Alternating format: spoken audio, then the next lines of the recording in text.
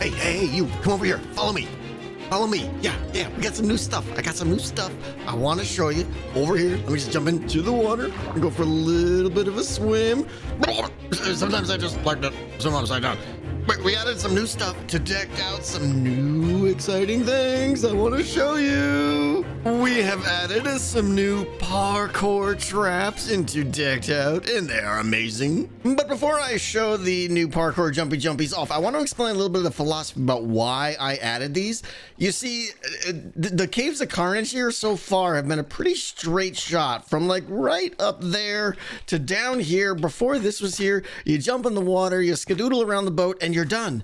And it's kind of easy. Yeah, there's maybe ravagers and things in here and probably things in the water and stuff, but for the most part, the land, the what's the word I'm looking for? The layout of the dungeon, it was pretty one-sided. You were gonna go this way, so I wanted to add a trap right here, which I'll show in a second. And then there's another place to get through the dungeon over here. If you come down over here now, and I added another little parkour trap, very reminiscent of Decked Out 1. I will show you this one in a second. It's already on and working. I love it.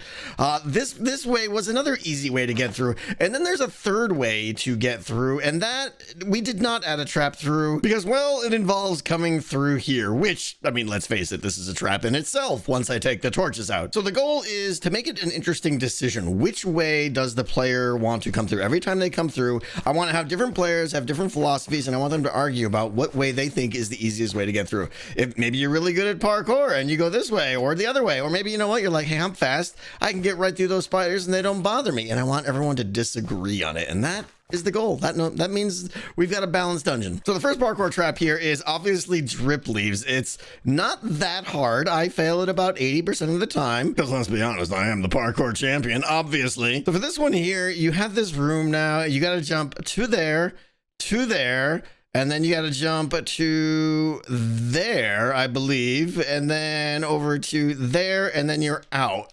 I will now demonstrate it like a professional. 1, 2, I'm a professional. And then when you fall down here, you are guaranteed to generate some clank, as you just heard. So that is the penalty for falling. Not only the time, but the loss of the increase of clank.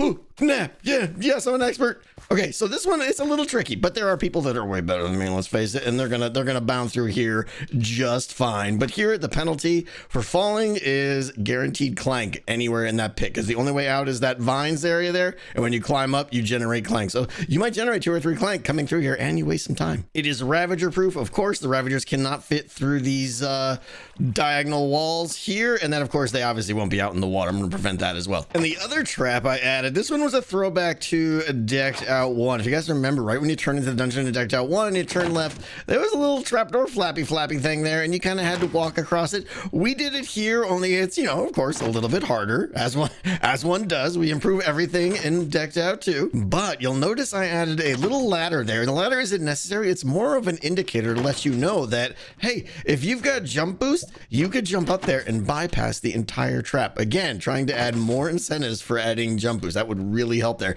If you get up there, you could also try to jump across from right here, which I should be able to do, but only because I have an elytra on right there. If I can, there's that. You would be able to hop up here and then do a little crawl through the thing over here and down, and you are done with the trap. But in the unlucky or unfortunate event that you do not have jump boost, well, this is the way to go. This is an easier trap to navigate, but obviously the penalty here is, it's a little bit worse than generating 1 clank. And of course, I will now demonstrate with extreme skill and bravery. Just let me drink my quick jump boosting potion over here. There we go. Okay.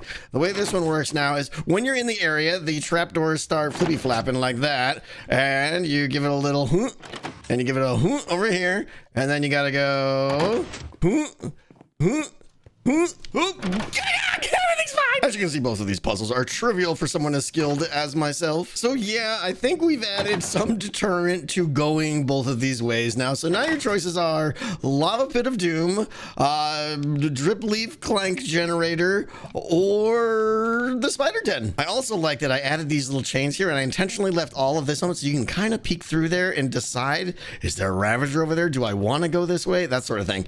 These trapdoors should kick on in a second. There they go, because there's skulk sensors and everything down there that activate and turn us all on when you're in the vicinity and all that stuff. But yeah, this one's a little bit easy. You jump there. If you stand there too long, and that piston pushes out, and it's gonna doink you into the happy fun sauce. But other than that, this one is mostly easy. You gotta stop right there. Wait a tick.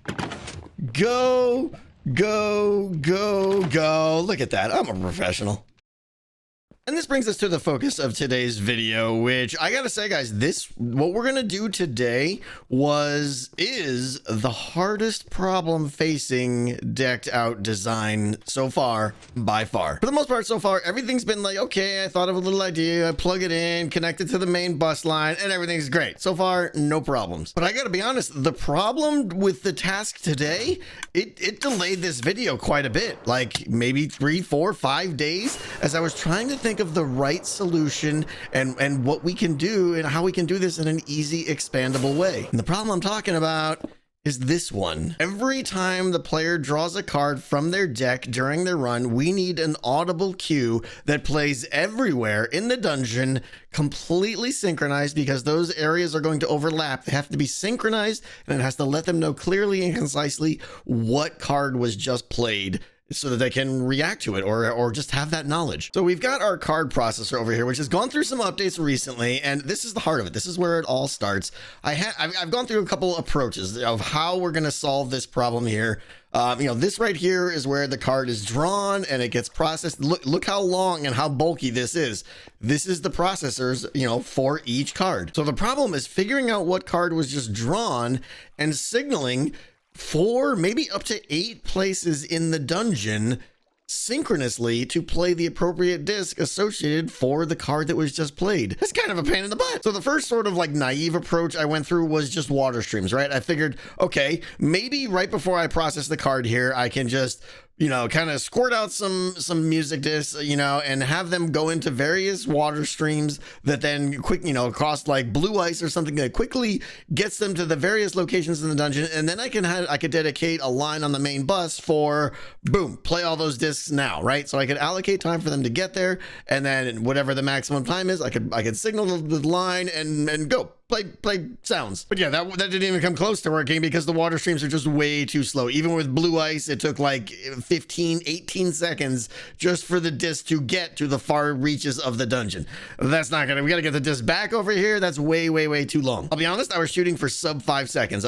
Sub 5 seconds meaning between the time we play the disc, between the time I get the disc back, I was hoping it would be 5 seconds, and that's a lofty challenge. Another approach I considered, and I'll just mention this just so you guys understand the whole process I went through, was to have individual remote disk libraries that have all of the possible disks, and they're already there, and we just signal from here and describe, to let each system know what disc to play. But if I'm honest, that's got a lot of drawbacks. One, it doesn't scale. Every time I add a new card to the game, which we're going to do, I got to go touch all of those libraries and amend them. It's going to be huge because every one of those libraries is going to be a massive thing. It has to figure out what signal was just pressed and load the correct disc. It's going to be super bulky. And I still got to find a way to send the correct signal to each of those libraries to tell it what disc to play. And there's going to be 40, 50 kinds of possible cards that are drawn, and that consists of like pulse length encoding, maybe, but that gets super bulky too on the decode. It's a problem. So once I decided that we were going to deliver the disc to remote players, to very lightweight remote players, the disc will simply arrive,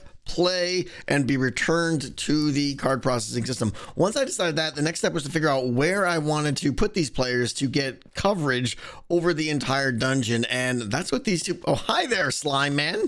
You now die in the face. Turns out these 2 gold blocks here are perfect. This one here and that one down there. Now I've got like a little mod here that lets me put shapes on the server. Some of you have seen this before, and if I hit H, basically we have a couple of overlapping large spheres. Now, did a little testing, and the music disc, you can hear them up to 60 blocks away. Right around 60 is where you start getting some fall off and stuff, but if you overlap it with another player, it'll boost it. Anyway, using FreeCam here, which is basically our like instant spectator account here, you can see that we basically get 100% coverage of the dungeon. I'm inside another loop right here. It goes in, like it misses like a little bit of the stairs right there, but that's okay. And so we get pretty much 100% coverage with just 2 disc players, which is fantastic. It goes all the way over here up into the frozen area as well. You can see it gets just about to the door right there, over to the other side over here. I think there's like a little bit that's clipped right here, maybe, yeah, like a little bit right here. You won't be able to hear it, but that's okay. So that simplifies things greatly. I just need 2 players. I can turn this off. We need 2 players, 1 down there on that gold block and 1 here. Now, since we've discovered that we can cover levels 1 and 2 of the dungeon with just 2 jukebox players, I'm going on the assumption that levels 3 and 4 we will be able to do the same, because quite honestly I don't even think those will be as long or as big. So what I've come up with here is I've modified the card processor here. I won't go into the details here, but basically when a card is selected, this piston pushes down, tick, tick, tick, tick, tick, tick, tick, a little clock here, and I believe what we got here is from here, here, here, and here. I can do words. Imagine these were all the same disc, the same customized disc to play the audio cue for the disc in this vertical slot. Now I've got it where when the card comes in, boom, it would kick off the filter, the clock goes bam, bam, and then here's what we get. Boom, we get two discs pop out right there. We're going to put them into a dropper in a second, and then 2 discs pop out over here. So the 2 discs that pop out over there, those are going to be the ones for levels 1 and 2, and the 2 discs that pop out over here, we're going to send those down that way for levels 3 and 4 of the dungeon. All right, so at this point, we're actually doing pretty good. We've decided that we want to relocate the discs to the various parts of the dungeon as opposed to making remote libraries, and we've got a good way to spit out the appropriate discs that match, you know, the card that was just played. Unfortunately, now comes the ridiculously challenging part. How do I get 2 discs to go from there and get 1 there and 1 over somewhere, where's the other one over there? The other one over there. How do I get those there in a matter of seconds? Okay, water streams way too slow. So the first thought I had, which is actually a pretty good one and it still could work, was to use nether portals. I could spit the items from those droppers right there immediately into nether portals, and then have a setup in the nether where we use like piston slime block pushers, and it was kind of like, yeah, I don't know if you know, those are the official sounds that are made, but we'd be pushing the items around in like a little miniature version of Decked Out in the nether, and then we'd push them back into the portals that match the locations here, and it's great. You'd have like a little mini temporary chunk loader, not a permanent chunk loader, but it would load the chunks necessary in the nether when the items go through. It would kind of work, but it was getting really clunky and it felt a little fragile and just a bit weird. And then after much research, I discovered this glorious beast. What we have here is instant bi-directional redstone wire hooked up to a unidirectional dropper lines. Okay, and when you put these 2 magnificent things together, you have instant item transfer across infinite distance. Now, I don't know if you just heard what I just said, but this is pretty amazing stuff right here. So a lot of you redstone people probably heard about this. I didn't. This was featured on like Ilmango's video, on a couple other videos. The one I'm doing here was on Cube Hamster's video, and it's just so cool. It's just so cool. So we have powered rails up there with an observer line. All these observers are monitoring those rails, and this whole top part here is basically for instant, kind of instant redstone. It's not really redstone, but because you're using rails, but it's instant transfer, right? If I do anything right here, if I put an update on anywhere, whoop, you see that tick? That happens instantly right there at the exact same time it happens all the way down there. And that is the magic to make all this stuff go. Well, it's that in conjunction with all of these observers right here that are watching the rails. They update in the same tick, but in reverse order. So if down here, if I come over here and I just throw a little update on that guy right there, you heard that tick, they all just updated at the exact same tick, but actually in reverse order from down there up to here. And since all these observers are pointing down with a little bit of this section here to continue the rail action, we basically get all of these droppers pointing in the exact same direction, but triggering at the exact same tick. So watch, I'll just show you. Okay, we're gonna put 3 packed ice into the skedoodler all the way down to the end down here. And now check this out, right? I'm gonna put a barrel at the end of the line, at the end of the dropper line there. We're gonna throw a little comparator action with a little light here, okay? Very simple stuff here. Anytime an item goes in here, the light turns on, okay? That's all you need to know, okay? Now, watch this amazingness, okay? I'm just gonna take any old block here. We'll just take a quartz block here, and I'm gonna take this, okay? Barrel empty. Watch this. Bam! But did you see bam? Bam! Watch this. We're gonna break it again. Boom. 2 instant item transfer. Boom. 3 done down the line. So, and it just takes there because it's all out of items. We can transfer items as far as we want, and this can go around corners and things and do crazy stuff. It can't go vertically, but we can make some little adjustments to modify for that. So this is what we're going to use to get the music discs to the exact location they need to be. Boom, in a single tick. So now I've got to set up a little thing here that from here probably spits it into something that comes over here. And unfortunately, there's going to be some delay because I've got to lift it up over the bus system. Okay. But once we get it up high, it's going to come over here and then turn right here and go right to this guy. But then it's also going to split. I'm going to do a little magic where it's going to make it, I can make the first one go there, and then the second one will drop down a little bit here and then go straight shot instantly over to here. I'm thinking I can get a disc from the card processor to here in about 3 seconds. I'm hoping maybe 4 seconds. And while I'm working on that, we're going to take a little break from a little too much techno babble here. And instead, we're going to meet up with our good friend Pearly Pop, who we haven't seen in forever. And we're going to get more hermits building inside of Decked Out. Okay, we got to travel over to the most magnificent, the most incredible base ever. That being Pearl's alien workshop of extreme insanity. And hopefully she's over here somewhere. I gotta admit, I'm not too familiar. Oh, I'm inside something. Pearl, you around? She's on. Maybe she's down here. Pearl. Hello. There you are. Where are you? Where are you? I'm down here in the tunnel. Oh, I cannot find you anywhere. Imagining things. No.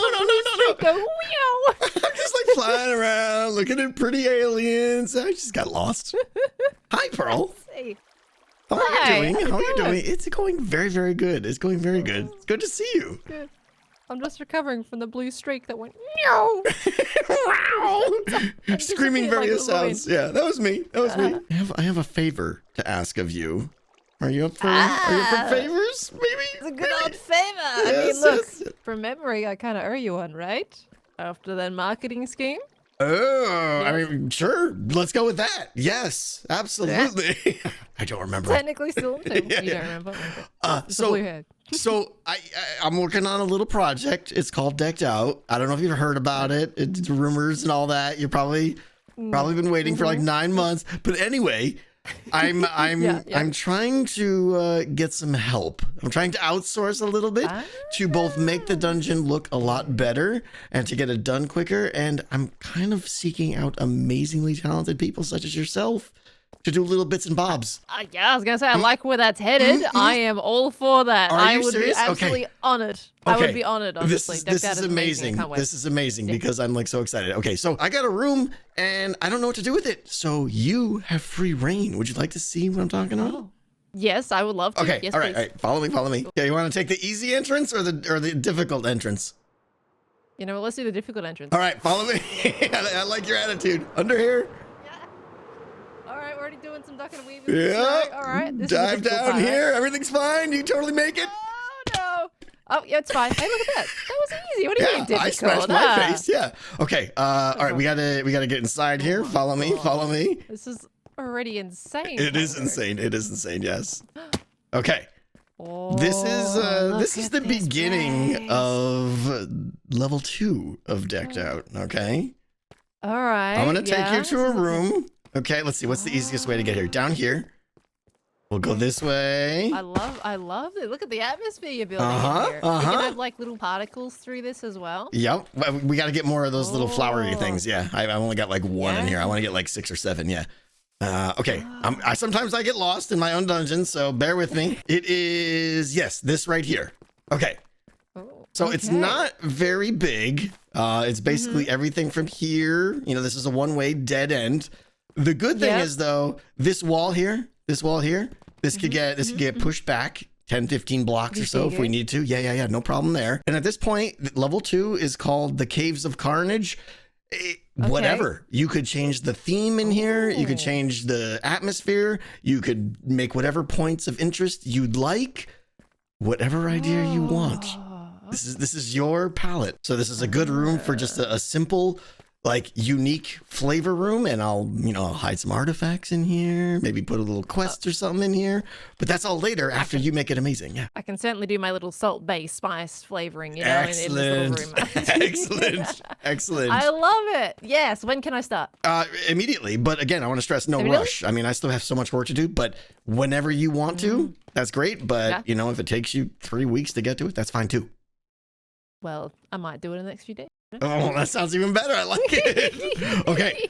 Yeah. I'm excited. It's all yours. Oh, Empty yeah. palette. Go nuts. I can't wait to see what you do. Thank you, Tango. I will do. And I'll give you instructions how to get back in here when the time comes. Yeah, I think I will need that. Alrighty. I might get lost trying to get out of this place. Yeah, I'll take you out. All right. Thank you, Pearl.